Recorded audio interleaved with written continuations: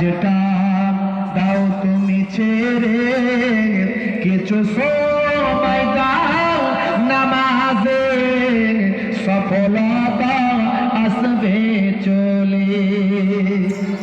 মাগরিবের ওয়াক্ত আসিলে মসজিদে যাও তুমি চলে, কবরের আযাব থেকে মুক্তি প্রভু দেবে।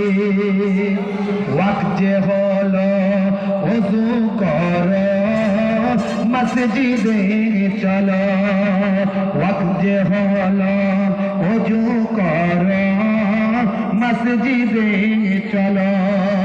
খোদার হুকুম পালন করো, নামাজটা পড়ো, ওয়াক্ত যে হলো ওযু করো মসজিদে চলো। দিন রাতে 5 ওয়াক্ত নামাজ পড়লে পাবে ভাই জান্নাত। জোরে হবে না?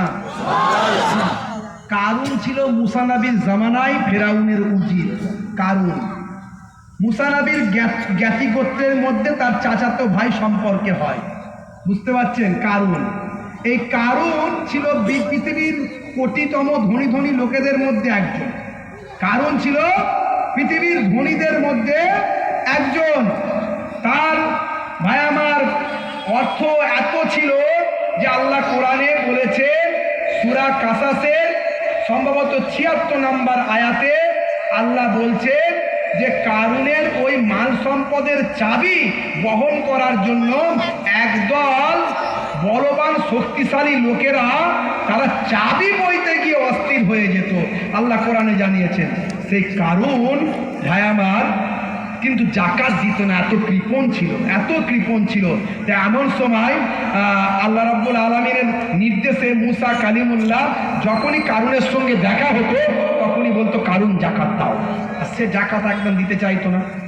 এবার মুসা নবীকে ভয়ও পেত, কিন্তু শুধু বলতো তুমি আমার এই অল্প মালের প্রতি এত নজর দিচ্ছ কেন, আমার মেহনতের পয়সা আমি জাকাত দেবো কেন, দিতে চাইতো না।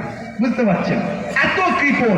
জাকাতের উদ্দেশ্য গরিবী হাঁটাও, দেশ বাঁচাও, আর এখন জাকাত দেওয়ার উদ্দেশ্য লোক দেখাও, লুঙ্গি দাও। কথা ঠিক না ভুল? লোক দেখাও, শাড়ি দাও।